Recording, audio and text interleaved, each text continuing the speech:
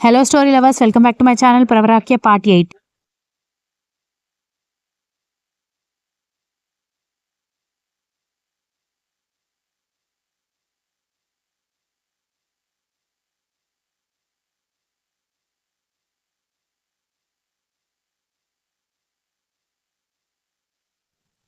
జర్నలిస్ట్‌గా ఉన్నప్పుడు కూడా ఆ టైంకి అప్పుడప్పుడు రావడం వల్ల మా అమ్మ నన్ను నమ్మేసింది.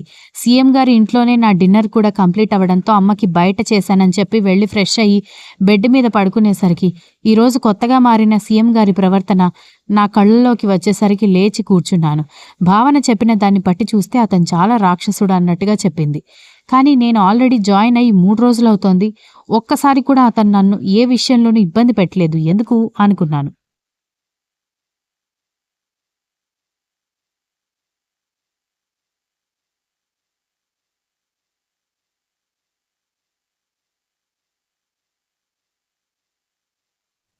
అంటే అతను ఇబ్బంది పెట్టాలని కోరుకుంటున్నావా అని అంతరాత్మ మొట్టికాయ వేయడంతో లేదు లేదు కానీ నేను అనుకున్నంత నెగెటివ్ షేడ్స్ కనిపించలేదు కాబట్టి నా ఆలోచన కరెక్టా కాదా అని ఆలోచిస్తున్నానని అంతరాత్మకి ఆన్సర్ చెప్పడంతో అది మాయమైపోయింది. అలా ఆలోచిస్తూ ఎప్పటికో నిద్రపోయాను.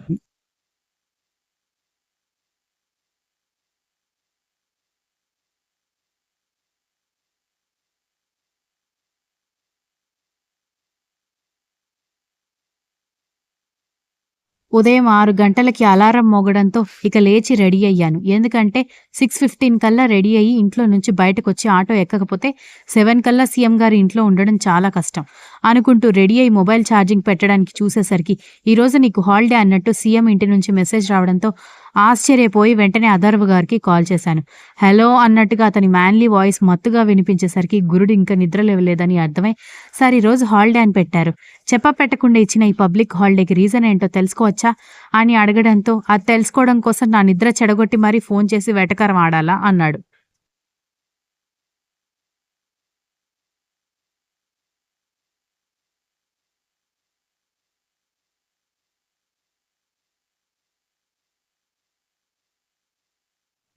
Sorry sir. కానీ మీరు ఈ టైంకి వర్కౌట్స్ చేస్తారు కానీ పడుకొని ఉంటారని నేను ఎక్స్‌పెక్ట్ చేయను కదా సార్ అన్నాను. 2 రోజులు అతను నాతో నార్మల్‌గా ఉండడం వల్లేమో నాకే తెలియకుండా చనువు తీసుకుంటున్నానని నాకు అర్థమయ్యేసరికి జాగ్రత్తగా మాట్లాడాలని డిసైడ్ అయ్యాను.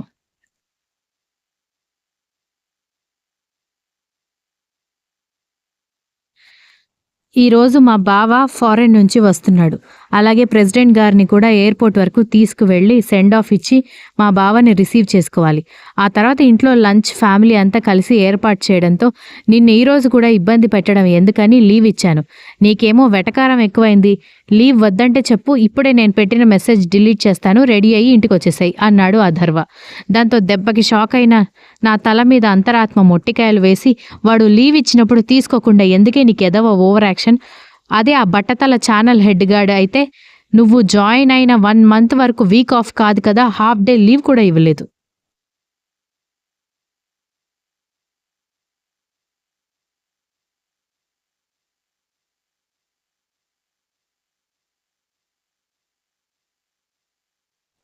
అలాంటిది జాయిన్ అయిన 3 రోజులకి ఒక స్టేట్ సీఎం నీకు హాలిడే శాంక్షన్ చేస్తే హాయిగా ఎంజాయ్ చేయకుండా ఎందుకు ఎదవ బిల్డప్పులు అంది. అయ్యో నేను రీజన్ కనుక్కోవడానికి కోసం ఫోన్ చేశాను కానీ హాలిడే చెడగొట్టుకోవడం కోసం కాదు సార్.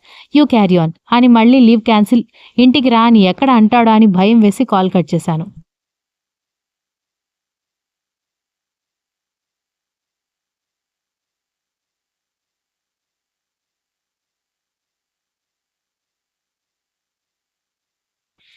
ఒక అరగంట ఉత్కంఠగా ఫోన్ వైపు చూసేసరికి అతని నుంచి ఎలాంటి మెసేజ్ రాకపోవడంతో ఊపిరి పీల్చుకొని హమ్మయ్య అనుకుంటూ మరి కాసేపు పడుకుందామని అలా పడుకున్నానో లేదో ఫోన్ మళ్ళీ రింగ్ అవ్వడంతో ఇక అయిపోయింది. ఆఫీస్కి వెళ్ళాలనుకుని నెంబర్ చూసేసరికి అది సీఎం ఇంటి నుంచి కాదు భావన దగ్గర నుంచి.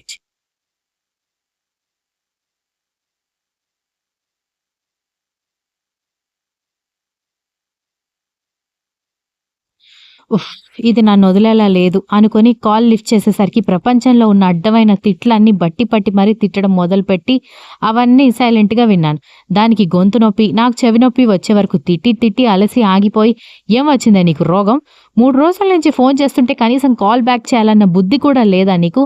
మర్యాదగా చెప్తున్నాను. ఈ రోజు గాని నన్ను మీట్ అవ్వలేదనుకో ఇంటికొచ్చి మరీ నిన్ను చంపేస్తాను" అంది.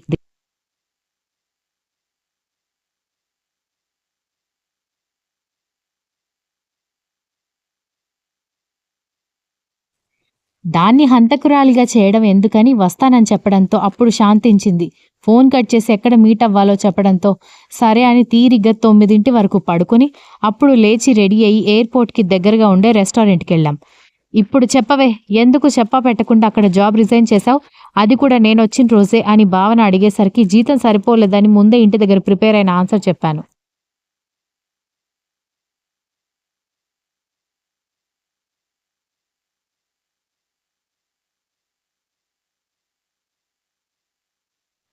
3 ఏళ్ల నుంచి వర్క్ చేస్తుంటే జీతం సరిపోలేదని ఈ రోజు అర్థమైందా నీకు? దాని మాటల్లో వెటకారం నాకు క్లియర్‌గా అర్థమయ్యేసరికి అర్థం కావడానికి 3 ఇయర్స్ పట్టిందని వెర్రి సమాధానం చెప్పాను. ఇప్పుడు నిజం చెప్పు అని అది సూటిగా అడిగేసరికి తడబడి ఏ నిజం చెప్పమంటున్నావు? నేను చెప్పేది నిజమే. నాకు సాలరీ సరిపోక వేరే దగ్గర ట్రై చేస్తున్నానని వీలైనంత కాన్ఫిడెంట్‌గా చెప్పాను.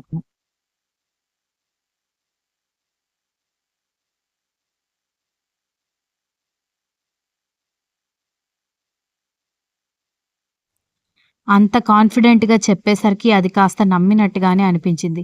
ఇంతకీ జాబ్ దొరికిందా లేదా? అని అది అడిగేసరికి లేదు ఇంకా ట్రయల్స్ వేస్తున్నానని చెప్పడంతో, అదేంటి నీకు జాబ్ వచ్చిందని రాత్రి లేట్‌గా కూడా వచ్చావని ఆంటీ చెప్పిందని చెప్పేసరికి గొంతులో పచ్చి వెలక్కాయ పడినట్టయింది.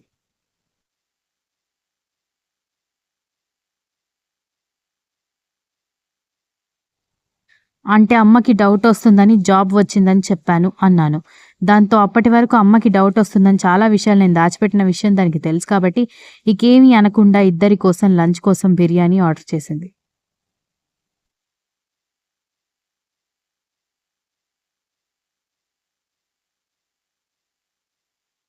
ఇద్దరం బిర్యానీ తింటూ, స్ప్రైట్ ఆర్డర్ ఇచ్చుకొని ఏవేవో మాట్లాడుకుంటూ చుట్టూ చూసిన నాకు సీఎం గారి ఫ్యామిలీ అక్కడ కనిపించడంతో దెబ్బకి పొలమారింది. అయితే వాళ్ళ ఫ్యామిలీ వస్తుందని రెస్టారెంట్‌లో అందరికీ ఖాళీ చేపిస్తున్న విషయం నేను గమనించకుండా ఆయన గారు నన్నెక్కడ చూస్తారో, పైగా భావనతో చూస్తే మొదటికే మోసం వస్తుందని వాష్‌రూమ్‌కి వెళ్తానని చెప్పి బాత్రూంలోకి పరిగెత్తడంతో భావన అక్కడే కూర్చుంది.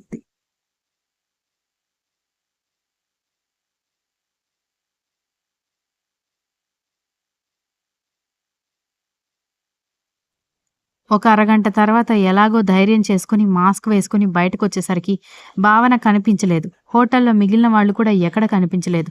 ఓన్లీ సీఎం గారి ఫ్యామిలీ ఉండేసరికి అప్పుడు అందరిని పంపిస్తూ భావన కూడా పంపించారేమోనన్న డౌట్ రావడంతో తల కొట్టుకొని మేము కూర్చున్న టేబుల్ వైపు చూసేసరికి నా హ్యాండ్ బ్యాగ్, మొబైల్ కూడా లేకపోవడంతో భావన బయటకి తీసుకెళ్ళిపోయి ఉంటుందని అర్థమైంది.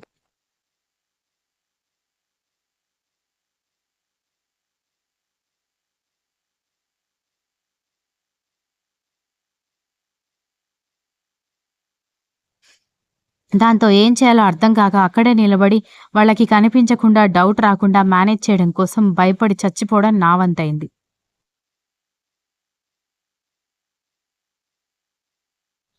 హోటల్ మేనేజర్ ఎక్కడైనా కనిపిస్తాడేమో మొబైల్ తీసుకొని భావనకి కాల్ చేసి బయటకొస్తానని చెప్దామంటే, మేనేజర్ కాదు కదా ఒక్క పురుగు కూడా లేదు సీఎం ఫ్యామిలీ తప్పితే.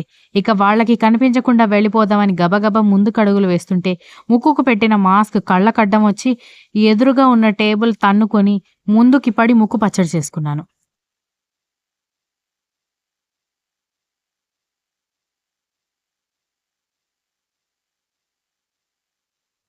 అయ్యయ్యో! చూసుకోవచ్చు కదా! అంటూ లేడీ వాయిస్ వినిపించేసరికి కళ్ళు గట్టిగా మూసుకున్నాను. ఎందుకంటే అది సీఎం గారి అక్క వాయిస్. దాంతో గబగబా మాస్క్ సరిచేసుకొని ఆవిడ లేపితే థాంక్స్ చెప్పేసి వెనక్కి తిరిగి చూడకుండా మళ్ళీ ఎదురుగా పడిన కుర్చీని తన్నుకుంటూ బయటకి పారిపోవడంతో వాళ్ళ ఎక్స్‌ప్రెషన్స్ నేను ఊహించగలను.